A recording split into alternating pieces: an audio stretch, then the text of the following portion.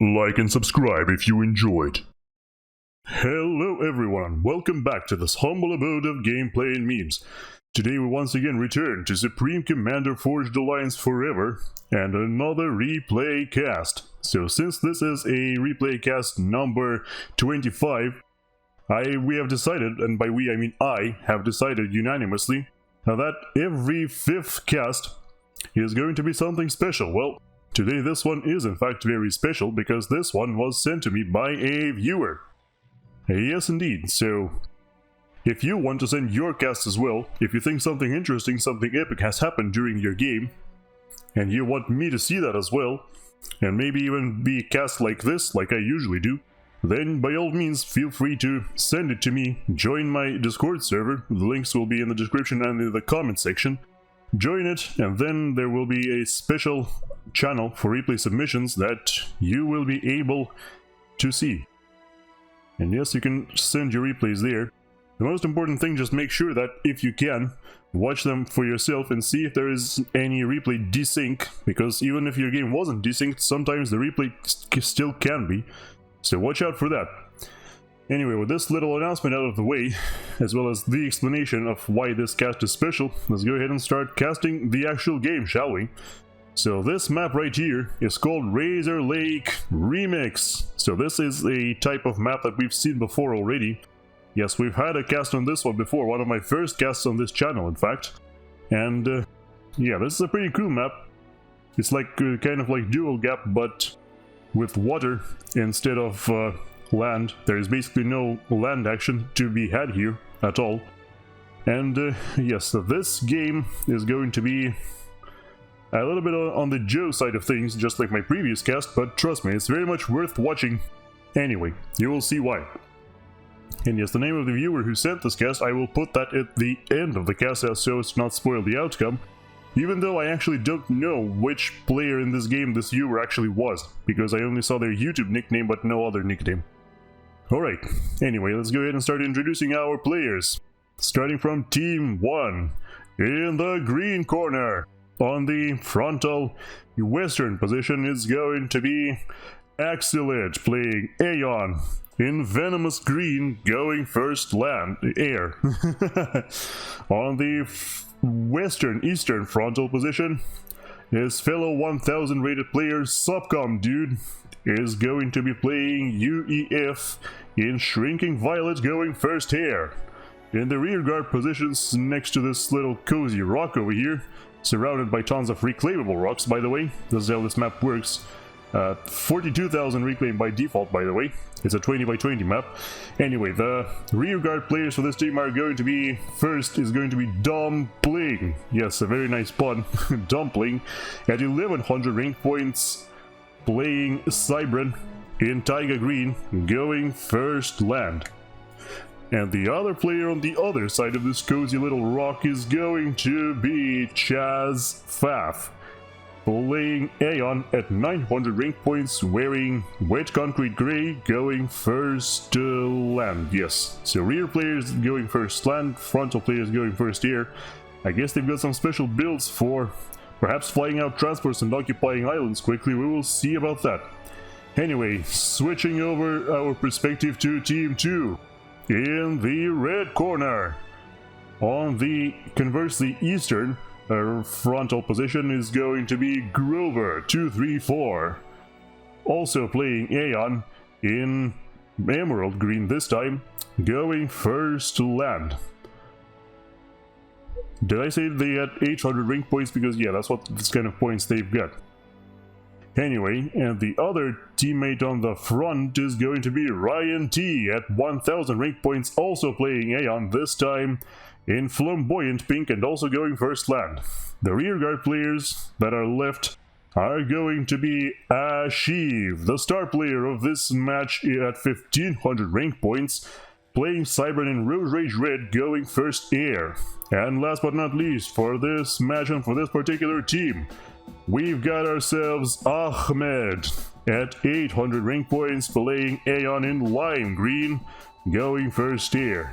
Yes, we've got four green players in this game, and the most tragic thing of all is that 2 of them are on one team and 2 on the other team, so we're going to be having lots and lots of green on green violence in this game. It's going to be really hard to keep track of any of it. But anyway, we've already got some infighting going on for Team 2, it seems like. Yes, indeed, Grover wants to go for air. This is the first time ever, I am pretty sure this is the first time ever I see somebody say superiority in this game. Ryan responds with, "You can't, you're in a Navy spot." Well, to this end, I would argue that pretty much any player on any team on this map can be a Navy, because look at this, they spawn right here, even the rearguard players. They spawn basically right on the seashore. They can immediately start building Navy if they wish. So you can go Navy, anybody can go Navy if they want to, so that's not really a problem. The positions aren't nearly as relevant as the wishes of the players, I'd say. But yeah, if there's only one Navy player against 2 enemy Navy players, you could be in some trouble. That is definitely true. We've got our first scouts flying out, surprisingly not out of the players who went first air, but instead out of this person. I'm pretty sure this person went first land, right? I've already forgotten, that's fine. It's not that relevant. What's relevant is that they're making a whole lot of scouts, which are immediately flying towards the enemy base, going to be having a serious vision advantage. However, in the meantime, on the opposite side of the world, we've got ourselves Axilit already sending out some engineers, dropping them on the closest island to the enemy team, on the, I guess you can call this Razor's Edge, or well, on the Razor Island, one of the 2 Razor Islands at any rate. Also, side note, the islands with the starting player positions kind of look like bird beaks if you look at it. Yeah, it's like a parrot beak almost. Look, there's one half and there's the other half. Very interesting design indeed. But yes, most importantly, they are already occupying the islands. I'm pretty sure another transport should be flying out relatively soon here. Yes, there you go. A transport flies out from supcomdude, already going to other islands as well. Meanwhile, there is no sign of transport so far out of Team 2. Well, never mind, there's one out from Asheve. Of course, Asheve, being the highest rated player in the match, is going to be sending out the transports first. I wonder how many islands they will try to occupy. It looks like Grover is aiming for the closest island, or well, the second closest, I guess, but will also try to drop some on the Razor Island as well. Scouts also flying out of Team 1. However, these scouts are not going into enemy territory. Instead, they are just flying over their own territory, I guess to make sure that there are no hostile drops inbound. It is kind of smart, but also I would like them to start scouting the enemy territory, because look at this. The enemy sees all of their bases, but in the meantime, Team 1 sees absolutely nothing of Team 2. DumbPling also having another airdrop right here. 5 engineers. I'd almost want to say it's a little bit excessive, considering there's only like 3 massing structures here, but I guess we will see, you know. At least with having more engineers, it will be easier to defend this island if somebody decides to drop it. If somebody from the enemy team decides to drop it. More transports flying out of Team 2 as well. At this point, I think, well, yeah, pretty much everybody except for Ahmed has gone for a transport. And they are dropping all over the place. All of the islands have been successfully occupied. They just have to build a couple more massing structures to finish it off. Looks like there is no, yeah, there isn't really any sort of contest for these islands, so I guess they can rest easy for now.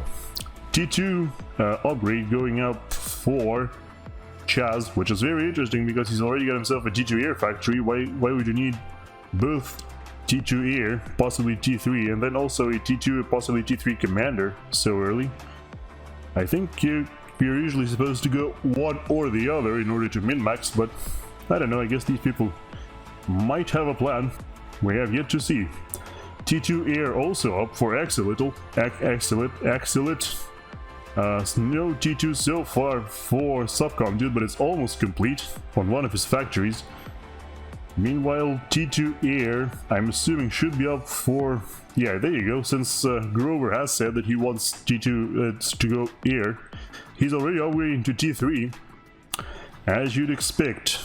Meanwhile, no T2 whatsoever for Ryan so far. Looks like he's more concerned about upgrading the massing structures for now. This is a little bit concerning though, because it doesn't even look like he's going for any sort of T2 upgrade. Might have a problem of hopelessly falling behind very soon. T3 Air also going up for Ahmed, but he's doing it in an extremely weird fashion. Only has T1 power generators. I mean, he's got enough for now somehow, but that won't last too long, especially considering he has no energy storage. It was only the default 4000. And also T3 Air going up for Asheve, so we've basically got, what is it, 5 players now going T3 Air. Well, except for Chaz, I guess Chaz isn't doing any of the sort. Yep, we got basically like 5 players going for T3 Air. This sure is going to be interesting, going to be lots and lots of air battles in this game, I would imagine. Because everybody wants air. It looks like we've got a squadron of interceptors which are flying in a very cool formation, I gotta say. This almost looks like a parade of some kind. Like they are practicing a parade flight. But in the meantime, we've got our first hostile airdrop incoming from Asheve, who wants to drop on the westernmost outer island of Team 1. And these are, well, these are mantises, so they might not do nearly enough damage as you'd expect from a full airdrop, because, you know, these are mantises, they have more survivability, but they do have less DPS. Let's see if they actually manage to destroy anything. Okay, so the engineers immediately start work on T1 turrets. Of course, in a bit of a remote location where the mantises can't get them. The first turret is finished, but is immediately destroyed also. They are focusing partially on the engineers and partially on the turret. I think this is a mistake, because I feel like if you focused all of your efforts on either the engineers or the turrets, you would have been able to shut them down, but now there's only 2 mantises left over. So far, all they've really destroyed is a radar, and I'm pretty sure that was a T1 radar, so even that wasn't really worth it. And now a whole host of Auroras arrives, really force arrives from Axilit, from his island, from his frontal island, from the Razor Island, and there you go. That is that for our... that is that for our little incursion. Didn't manage to destroy anything, not even a single mass extractor. Kinda disappointing, to be honest, but yeah, he just... I guess he just got kind of overwhelmed and didn't know what exactly to target first. That happens to everybody.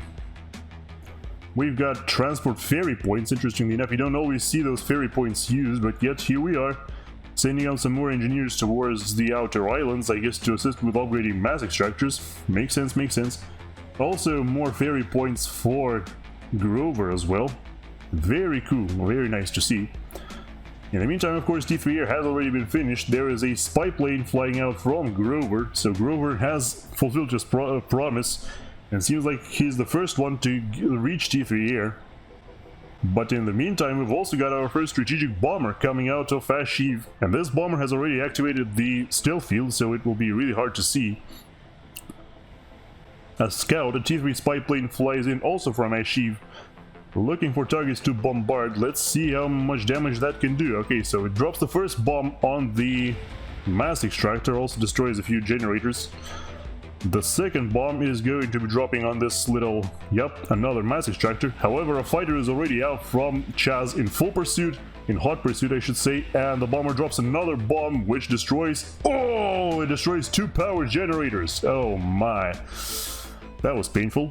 Yep, now DumbPling should be completely out of energy. Yep, there you go. No energy left whatsoever. Yeah, you have to finish at least one of these T2 generators before you start work on T3. That is definitely something you need to do. Hopefully he does that anyway. Already T3 mass extractor upgrades going up everywhere as you'd expect. Another strategic bomber attempt from... Who's this again? It's Grover, right? Yeah, another strategic bombing attempt from Grover. Interestingly enough, both Grover and Ahmed have built a whole bunch of Swift Winds, and on the opposite side of the world we've also got Swift Winds out of Chaz, so it looks like all of these players really like Swift Winds, at least whenever they get to play Aeon. Speaking of Aeon, by the way, notice how there are no Seraphim players in this game. I should probably have mentioned it at the start, but yes, there are actually no Seraphim players in this game whatsoever. So the strategic bomber is coming in out from Grover. Let's see if that's going to be as successful as the first one, because the first one was completely devastating, at least to DumbPling. Destroyed both one of his mass extractors and 2 power generators, destroyed his entire power grid basically. Alright, the bomber drops a bomb. It hits one T3 generator and doesn't destroy that. Well, disappointing, but in the meantime... Oh, what is that? There's a strategic bomber out of Asheve also. Or another one out of Asheve, I should say, because Asheve has sent them before. However, this one just dropped a bomb on his shield, and that was it. That was that. Another airdrop, this time is poised to be a lot more successful, already having destroyed one T2 mass extractor, soon to destroy a second one. However, since these are Aeon artillery, there is nothing they can do anymore. They will be stuck here, unless they get transported somewhere else. And there is already a massive fleet coming for them. Yes, because supcomdude already has T2 Navy, as do all the Navy players, I would imagine. Yeah, there you go. Some T2 sub-killers out from Chaz as well as cruisers, and some destroyers out from RyanT as well, so yes.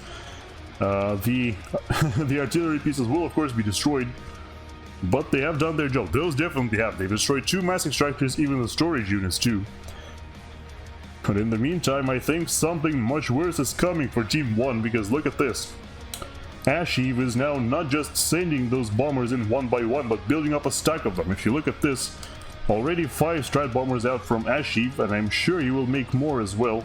He's pinging something out. Oh, he's just scouted that actually Chaz has his hands on a strategic missile launcher, which seems to have been just completed, considering the progress of the nuke. Yeah, the nuke is barely there.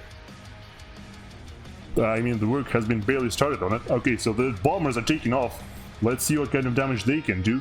They might actually pass by the... Oh, the cruiser can't see them because I guess they've got stealth on. Yeah, all of these things have stealth on, so the cruiser doesn't actually see them.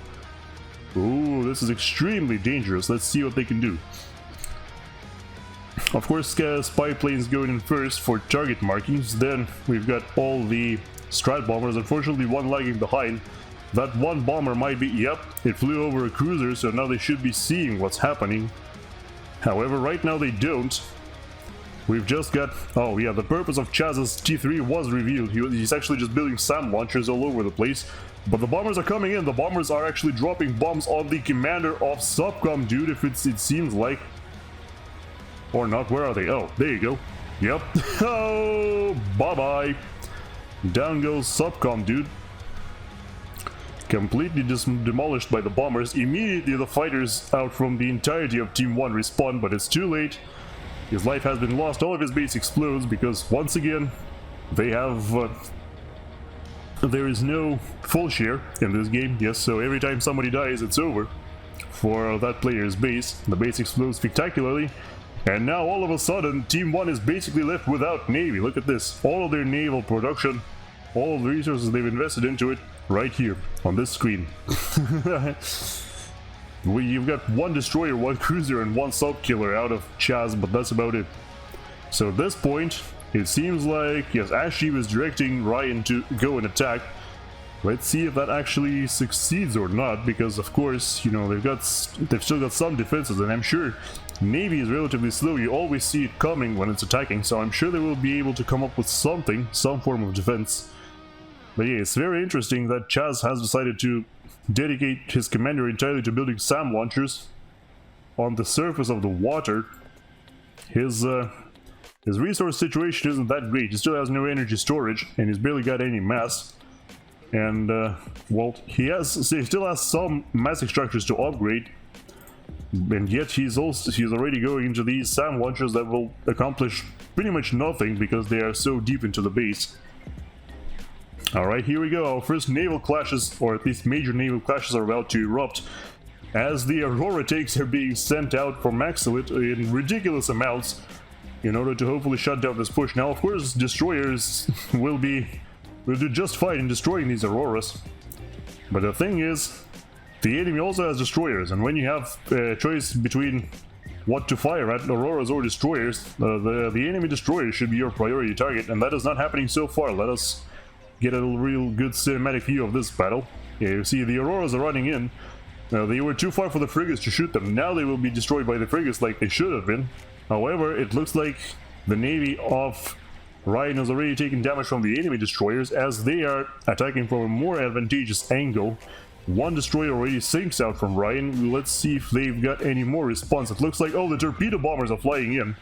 These have been sent by DumbPling, it seems like. And yes, those will definitely put some dents into the enemy forces. You can see... Yes, indeed. Already you can see some destroyers and frigates sinking. The destroyers will be sinking even faster because of the enemy destroyers. Yep, torpedo bombers are definitely chasing all of this away because there are no cruisers in the mix, and the fighters from Team 2 are missing. And a beautiful fighter screen out from DumbPling. Look at this. The moment the enemy fighters run in, immediately DumbPling intervenes. And all of his fighters will now be on cleanup duty. They will easily dismantle the fighters of Team 2 as those come in piece by piece. Basically a couple at a time. While the fighters of DumbPling are all acting as one big unit.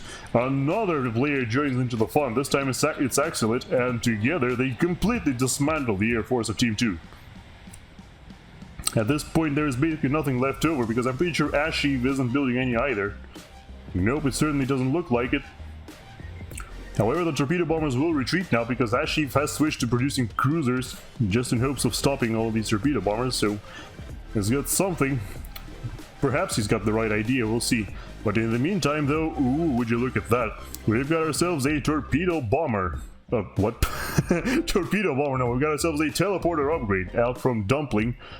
So this little Cybran person right here didn't just do a great job defending from the enemy navy, but will now probably give us some more surprises with this right here. Already 30% of the way done. Still working on some more cruisers. I don't know, at this point I feel like it's probably time to switch to battleships or something, but hey, who am I to judge? It's really hard, it's much harder, I should say, to judge it while you're playing, in comparison to while you're just observing. It looks like at this point, Grover is trying to build up a stack of restorers, however for some reason they're just hanging out in the air for no reason. At this point, when they're hanging out like this, you should probably just put them on the ground. Also, I'm really not sure about this, like what is this supposed to be? Just a whole bunch of SAM launchers just standing there. Once again, completely misplaced because by the time these start firing, if the enemy drops bombs on your ACU or your CSMD or whatever else is there, by the time these start firing, the bombs will already be dropped. So yeah, it's a bit of a waste of resources right there. In the meantime, we've already got RyanT working on a Tempest. That is very interesting because RyanT doesn't actually have any T3 naval factories, so he straight up just skipped normal battleship production and went right into Tempests. Yeah, very interesting choice indeed. I hope at least he's got all of his... yeah, okay, he has upgraded all of his mass extractors to T3 at least, so that's good. Asheve is going for T3 after having done with stealth. I guess... yeah, I guess he will just... get his commander a little bit chunkier and hopefully protect it better with stealth. Makes a lot of sense indeed. A T3 Omni sensor array in the meantime won one of the frontal islands, at least from Team 1. I'm assuming Team 2 has done the same thing. No, that's a T1 radar. That, yeah. I feel like you probably should make a T3 radar here. A nuke has been launched. This is the first nuke of the game being launched by Chaz. A support commander being transported by a chariot going out somewhere to rebuild one of the islands. Is this guy teleporting? I was hoping, yeah, there you go. He is teleporting towards... Ooh, he is teleporting towards Grover, who's actually just standing there haplessly trying to upgrade resource allocation system, but he's doing it without assistance. His commander is rooted in place. Even if he sees it coming, he might not be able to react in time. In the meantime, Nuke, you can see, is still traveling towards what looks like the base of RyanT. DumbPling emerges from the teleporter, immediately starts work on the enemy power generator, blows up the generator, targets the commander of Grover, and boom! Pop kills the commander. And at the same time, the nuke lands on RyanT's base and completely dismantles his air grid and his mass production. Ooh. If that nuke was a little bit better placed, it probably could have destroyed his HQ factory as well, but that didn't happen. And can this guy teleport out? It looks like he can. Yeah, I don't think there's enough damage to actually destroy him before... Yep, there you go. Asheve immediately responds by constructing a whole bunch of gunships, but it was too little too late. So now, Team 1 has managed to even out the score. It's 3-3. Once again, equality in numbers. A whole bunch of space, of course, being freed up by the death of Grover. 2 massive structures here you could occupy. In the meantime, speaking of occupying massive structures, the support commander that's been ferried out to one of the islands is actually building not just the massive structures, building some shields. I would have liked him to cap out the massive structures first though before doing that, but no, well. I guess you can't always predict everything. What? It looks like, yep, another successful teleport by DumbPling. This time it looks like he's destroyed a couple T2 massive structures, which isn't much, you know. That's not that big of a deal, but also he doesn't really lose anything because nothing is even attacking him, so yeah, it's like nothing lost, nothing gained from destroying this one. Just a little bit of harassment, or light harassment against Team 2. Can you help with SMD, asks Ryan. I'm assuming he's talking about this one. And it looks like Ahmed's response is to send a whole bunch of T1 engineers, which those don't actually help at all. I think, if I'm not mistaken, I think the build rate of nuke defense units is somewhere in the thousands, which means anything short of a T3 engineer is basically just barely adding anything. You can see, yeah, -6 energy from every one of these T1 engineers. That means it's basically doing nothing. If you can, at least if you compare it to the nuke defense itself, which is consuming 1500 energy per second. So yeah, it's a bit of a it's a bit of a non-investment here, or you know, it doesn't, basically what I'm trying to say is that it doesn't do anything. The Tempest has been completed for Ryan. It's not moving though, it's just standing there. I think Ryan is still in shock that his base got demolished like that. That was really painful for him, I'm sure. And one of his teammates was killed at the same time. So that was pretty massive. Ahmed actually ferrying out some engineers in order to reclaim all of the wreckage that was left behind by Grover. I'm sure Asheve himself could probably occupy this very easily. Look how many T3 engineers he sent. But for now, it looks like Ahmed wants a slice of the pie himself. I'm sure Asheve doesn't mind too much though, because he's got plenty of resources of his own. If you take a look at this, yeah, it looks like Asheve is somewhere close to the top of the world in terms of mass generation. It looks like Chaz has more, but it is to be expected because Chaz has been occupying the former base of supcomdude for quite a while here, so you would expect him to have better income right now. However, it should be noted that for some reason his massive structures aren't being upgraded to T3, or well, they are, but really slowly. And not only that, but also he's he's barely even capping them. He's just trying to cap them with one engineer, which is gonna take forever, really. A massive swarm of scouts being sent out by Asheve, trying, I guess, to scout everything else. In the meantime, battleships, like actual T3 battleships, coming out of Chaz. However, the factory seems to be producing them without any assistance, which I'm not sure why you would do that. Yeah, normally when you build T3 naval factories or even T2, you want them assisted as hard as possible, because one naval factory alone isn't really enough to put them out in a reasonable time frame, especially if your enemies are assisting their factories. But hey, to each their own, I suppose. It doesn't look like either DumbPling or Axilit, or sorry, who's this, Chaz? Yeah, either DumbPling or Chaz are in any rush whatsoever. Look, there's one T3 engineer working on a Tempest. That's gonna take forever, by the way. If we take a look at the speed at which T3 engineers can construct those things, wait, that's DumbPling, right? Yeah, okay. If we go to the experimental tech, really fun exercise right here.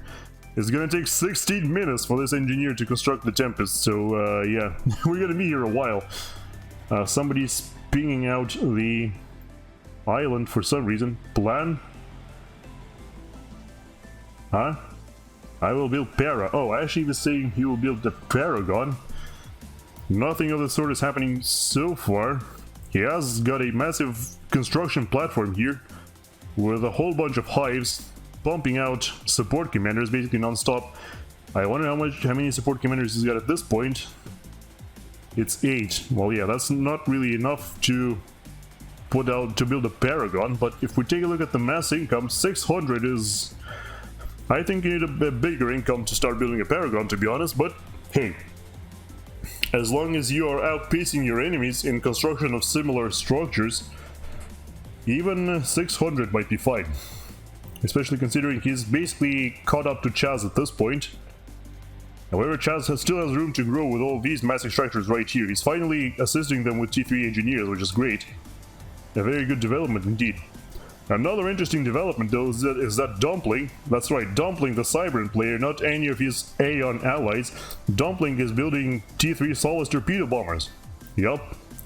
So he wants to prepare some kind of a nasty surprise, or, you know, he might just be building them in order to snipe Tempests and whatnot, because, you know, at this point there should be, well, I say there should be, but yeah, once again, Tempest being built up by T3 engineers. This is, by the way, this is slower than one T3 engineer, I'm pretty sure, so, yeah, gonna be here a while. Asheve is instructing teammates to build more anti-air. Finally, a T3 radar going up on the front lines, or near the front lines, as well as a Soothsayer. Look at the vision of the Soothsayer. God, I love those things. I always forget to build them when I am playing, but yeah, the Soothsayer is super useful. Look at this. I mean, it's not seeing much right now because there is nothing in the area, but yeah. When they eventually enter this area, it's gonna be... the Soothsayer is gonna pay off dramatically. Let's just say that. Doesn't look like our friend DumbPling is going to teleport anywhere else. Also, the commander of Chaz is kind of AFK. Does he have advanced RAS, I wonder, or is it just normal RAS? If we take a look at here, because I don't remember it just by the signs, yeah, this is normal RAS. So yeah, probably could at least build an A-RAS at this point. I don't think there would be any downsides to it.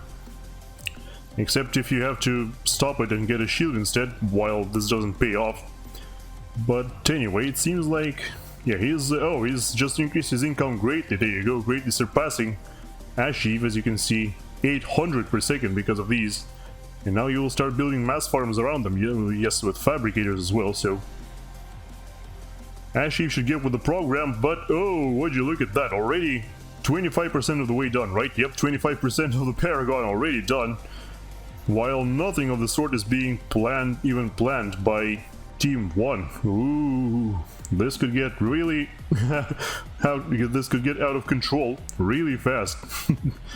Have to do something about that. But would you look at this massive fleet as well?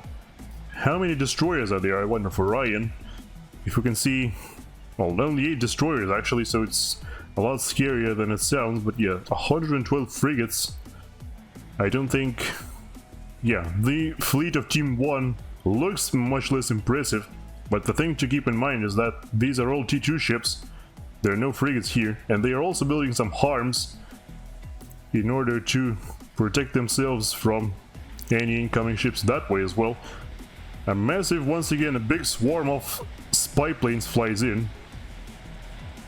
I'm guessing Asheve doesn't have access to the split mod, where you can order these to split move, so they will all go in different directions. DumbPling has completed some kind of an experimental unit. I'm guessing it's the Tempest from earlier. Yep, there you go. Yeah, didn't spot anything so far.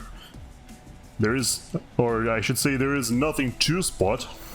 Still T2 ships being produced from the sold T3 factory. However, there are now some strategic missile submarines being produced by Axilit. Very interesting. They are actually being assisted by support commanders. Just even have the power to afford it, because, yeah, there you go. The power keeps spazzing out because, yeah, it does require a lot of energy to actually operate these submarines. You should be really careful with that. But it looks like Axilit is on top of the game, at least where the power is concerned. Yes, the economy is almost 1,000 per second already for Chaz. Very nicely done. He's outpacing Asheve greatly. Probably in no small part due to the fact that Asheve is only now starting work on the last mass extractors, and also there are fewer of them because, yeah, they had a bit of a miscoordination here for some reason. The extractors are being built by Ahmed, while the storage units around them are being built by Asheve. This is really weird. I have no idea what's happening and why, but hey, you do you, I suppose. An engineering kind of a construction platform already being constructed by DumbPling. Yep, 2 quantum gateways of different factions, both putting out RASCOMs, a whole bunch of hives to assist them. That could pump out a whole bunch of support commanders real quick and increase your economy dramatically. For some reason though, all the hides are paused. I'm not sure what he's waiting for. He's sending Master Chaz. What is Chaz doing? Oh, there you go. Chaz is building a rival Paragon using a whole bunch of hives. Yes, indeed. This looks like the... Huh? I can't see the progress for some reason. Hello? Oh, I need to... Do I need to do this to see? Oh yeah, there you go. 23% on the Paragon for Chaz. But in the meantime, there's already... almost... What is this now? Hey, hello? Oh, yeah, 69%. Nice. Oh, and in the meantime, all of the torpedo bombers, it looks like... Yeah, the torpedo bombers of DumbPling got pounced upon by Asheve. He lost control of them, kind of. Yeah, see, you can see the wreckage everywhere. All of the torpedo bombers got destroyed, so no more surprise snipe attempts underwater for Team 1. Some strategic bombers coming out from DumbPling as well. What are they targeting exactly? Well, it doesn't matter anymore because it will be shot down before they reach it. Another nuke going out. I wonder what this is gonna hit. It looks like it's headed for... something. It looks like he's headed for the main island. Let's see if that actually manages to land. Somehow one strategic bomber manages to bypass the enemy air defense and is actually dropping bombs on mass extractors. It almost dropped another bomb but failed. The nuke is going just for some mass extractors belonging to Asheve to slow down. Well, yeah, it will slow down his Paragon build unless he's already completed it. No, not quite. Still 82% done. Still some work to be done, you know, but if you compare that to the progress of Chaz, which is still below, or just below 50%, this does not look very good for Team 1 right now. Do they even realize he has a Paragon? Well, they can see it if they hover their mice over it, because yeah, they do have an eye of RyanT, as you can see from this circle right here. But otherwise, yeah, it's... going to be quite a dramatic revelation when this Paragon is complete. Does Team 2 know about Team 1's Paragon, on the other hand? Yeah, not really. They just see some random dots. Yep, DumbPling completes what I'm assuming is another Tempest. There's 2 Tempests here. Yeah, don't see anything else. It must have been Tempest. Asheve is still asking for mass, but instead we see DumbPling sending mass to Chaz, which is on the other team. Alright, so yeah, it looks like a calm before the storm as the enemy, or the rival navies are assembling for a potential strike very soon. The Paragons are being built up. Looks like the Paragon for... There we go, the Paragon is almost done, 99%, and up it goes. So now Asheve can give all of his mass extractors and with the storage units to other players, because the Paragon will provide all the mass he ever needs. Well, to be exact, as you all probably know by this point, the Paragon can provide up to 10,000 mass per second, but its actual output depends on how much you're spending. So, oh, finally, advanced trust going up for Chaz after like 15 minutes of waiting. Nice one, mate, says Ryan. Yeah, I'm still not sure if they know about the enemy Paragon or not, but it's not finished, and you know, they can't see it. I don't even think they have an eye of RyanT, despite the fact that they used to have 3 Aeon players. Now they still have 2, but they don't see the enemy Paragon. Doesn't look like they have the eye. But anyway, we're already seeing Salvation construction. Ryan is asking that maybe Asheve should build a second Paragon, which is not happening so far. He's got multiple Salvations queued up though, which is the first thing you normally do when you build a Paragon, and just start spamming out those Salvations like crazy. Chaz finally completes his own Paragon, so this is going to be interesting. We got a Paragon on Paragon action here. Already this replay looking super promising, right? It's only 40 minutes in, we've got 2 Paragons in play. Very soon we will have multiple Salvations, which will start doing horrific amounts of damage. There you go, the first Salvation goes up for Asheve. Let's see where that is going to be targeting. Can we see his first shots? Meow. There you go. There's the first shot, there's the second shot. Okay. Let's see where that's going. The first shots on those things are usually not properly aimed, so they just shoot at something they feel like they should be shooting. But we'll see. The shells are just flying through the air. See where exactly they are going to land.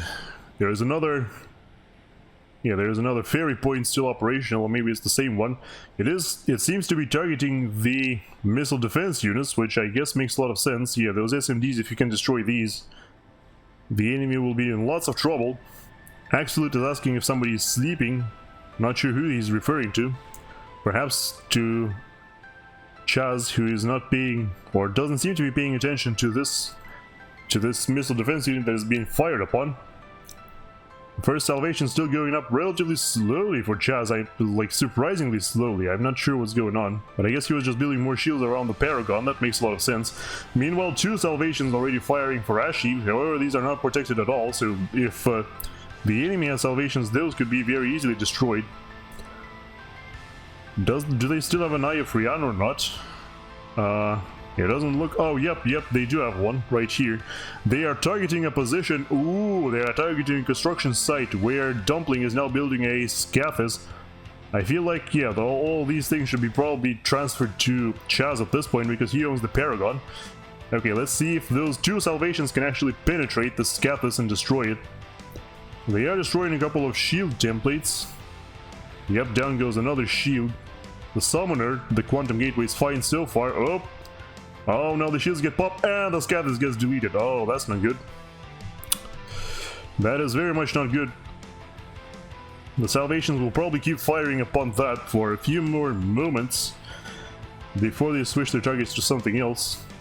Interestingly enough, it's still only 2 Salvations, with the third just going up now, but at the same time he's already started work on a SCAFAS, already a third of the way done.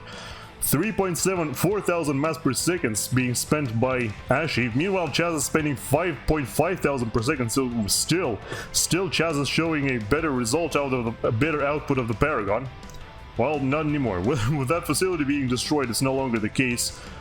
It looks like, yeah, the last few shells will fly into that, destroy some hives, and probably at that point Chaz will be spending a lot less mass. Yeah, already far below Asheve, but yeah, that is not due to management or mismanagement, that's due to destruction that Asheve has caused. And yeah, it's already completed the salvations, that might be another reason for highly reduced spending. Yep, there you go. Another salvation, another whole bunch of more mass being thrown into here. 2 salvations being constructed simultaneously. The first SCAFAS goes up for Asheve, immediately starts work on another. 2 more queued up for now. That's gonna be... Oh, yep, okay, the SCAFAS is firing. Yeah, that's the way the firing cycle usually works, so the SCAFAS just fires 1 shot, then adjusts, then fires every other shot. The salvations are already putting dents into... Oh! Down goes the Paragon, even before the first arrivals of the SCAFAS shells. The Paragon is already destroyed. Everything around it explodes. Salvation is somehow still operational though. Let's see if that can do any more damage before that is destroyed, because I'm sure it will. With 4 salvations now firing upon the enemy positions as well as the SCAFAS. I wonder if we can see the SCAFAS blast. It looks like, yeah, it looks like they will arrive any second now. Let's see. Oh my god, look at these beautiful salvations, all the damage they're doing. Oh, up, yep, SCAFAS, here comes the SCAFAS. Does a couple hits on the second salvation, but they don't hit the first one at all, so... And now the SCAFAS is targeting something else in the south side, so... Let's see what that is. I hope it's not something like this island, because, yeah, this island is too insignificant to target with the SCAFAS. It is very easy to destroy with the SCAFAS because of its large, its large radius, but yeah, I don't think that's what you should be targeting, so... Whatever. No teleportation still out from DumbPling. He has managed to complete a donut before the Paragon was blown up, so that's... I guess that's something.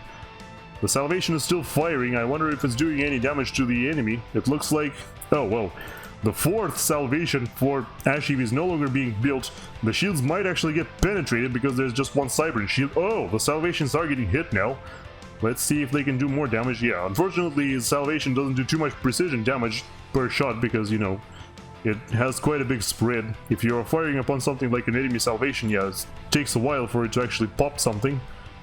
But it's still making progress, it's still making dents, and boom, down goes 1 Salvation. But the first one and the only salvation for Team 1 has been destroyed. Sounds very symbolic, doesn't it?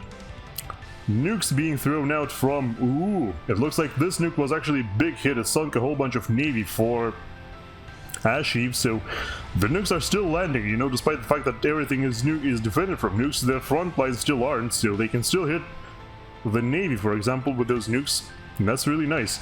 Also, more nuke subs being built up by Axilit all this time. He's already working with, how much is that now? 6, yep, 6 nuke subs for Axilit. Really should pay attention to that, because that could be devastating. The donut is still operational, it's not doing anything though, it's just standing there, or hovering there I should say. The bases, the second bases of Chaz are being targeted now. His mass farms, those beautiful mass farms with T3 fabricators could very easily get destroyed. Another nuke drops on the Navy. Destroys, well, some stuff I guess. And in the meantime, another nuke being launched. Once again by Chaz. I'm guessing, yeah, this nuke just had multiple missiles stored inside it, so it kept just firing and firing. Or it can keep firing now, I should say. You should fire all these missiles off before the launcher is inevitably destroyed by all of these enemy experimentals. Look at the shelling, just look at the shelling, my lord. Oh boy, yeah, this is gonna get nasty real quick. In the meantime though, there is a group of strategic bombers out from DumbPling. There's only 4 of them, but these are Cybran stealth bombers, they might not be visible on the radar. And yes indeed, they are actually not visible, well, they are visible now.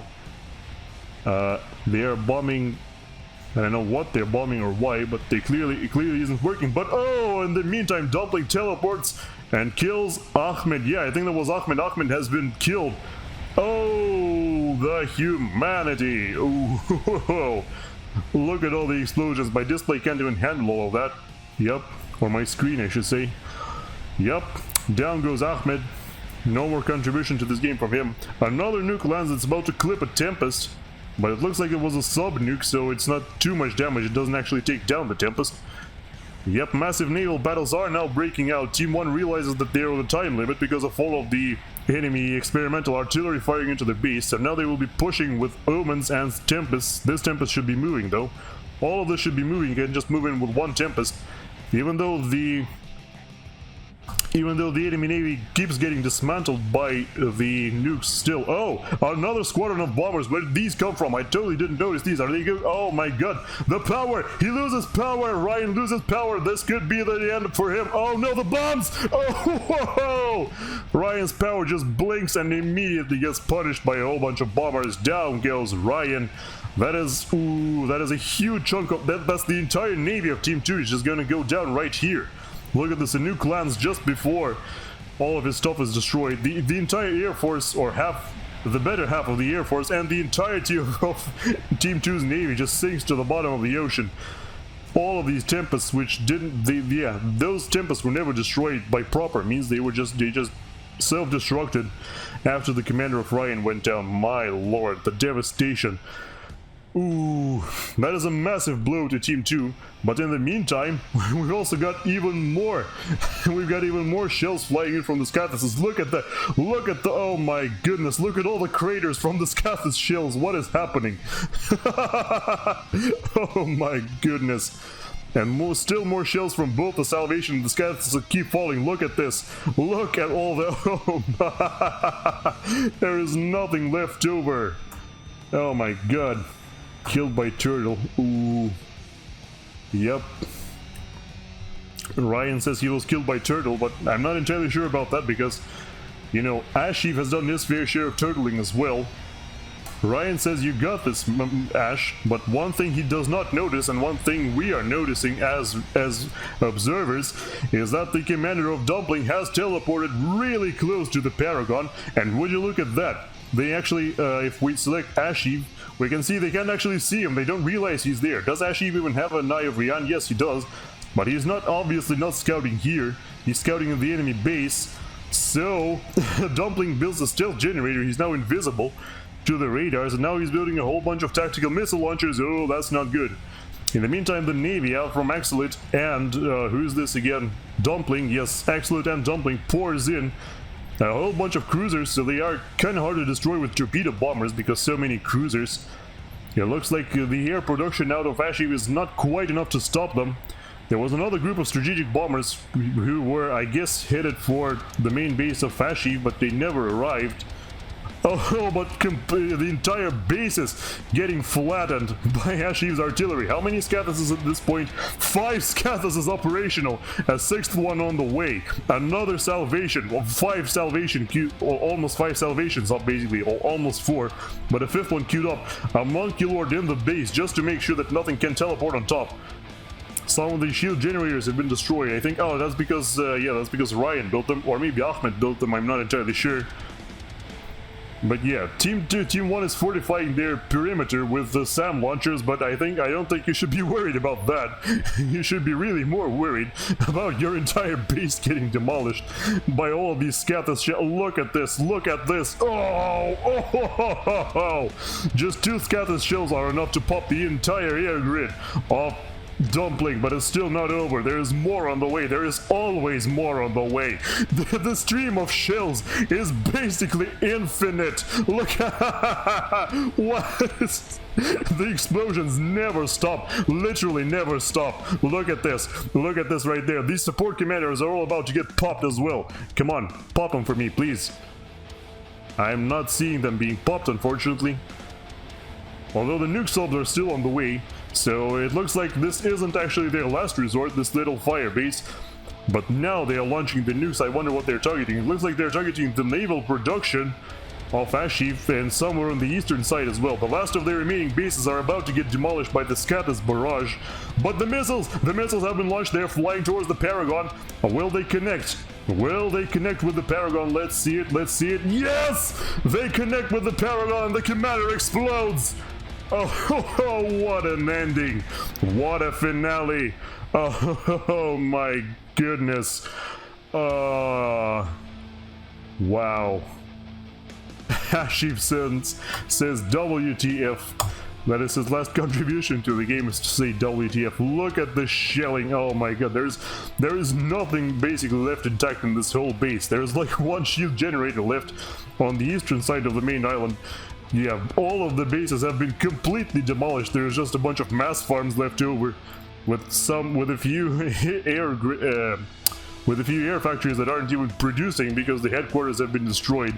And yet still, the final teleportation by DumbPling, who is the absolute MVP of this match, secures the win by blasting the Paragon to Kingdom Come. And sadly for Team 2, the commander of Asheve, the last surviving commander, standing within the blast radius. Wow, what a match, my lord. That is like, yeah, that is one of the more epic matches I've seen in quite some time. And I'm not talking just about my cast, but in general, most of the casts on YouTube as well. I am really glad I've witnessed this match. I am super glad that whoever sent this to me actually sent this to me. You can probably see their name right now on your screen, along with the comment. But yeah, what a game. See, this is why we love Supreme Commander. Freaking 5 Scathases. One of these is capable of ending games on its own, and we've got 5 Scathases, 4 salvations with a 5th one on the way. Infinite resources for this player. But still, the ingenuity and the wits of the opposing team finally, in the end, managed to take the game away. Snatch the victory from the jaws of defeat, from the unstoppable explosions. The string of shells from the base of Asheve was literally unstoppable. Oh, that was absolutely incredible. I hope you enjoyed this game, because I sure did. And if you want to see more, well, don't forget to like the video, subscribe to the channel if you still haven't, and leave something in the comment down below. Again, if you want to send your own replays, don't forget to join my Discord and send them there. That would always be appreciated. For now, though, this is all I've got for you for today, so goodbye. Take care, everybody, and I hope to see you soon again on the battlefields of the future.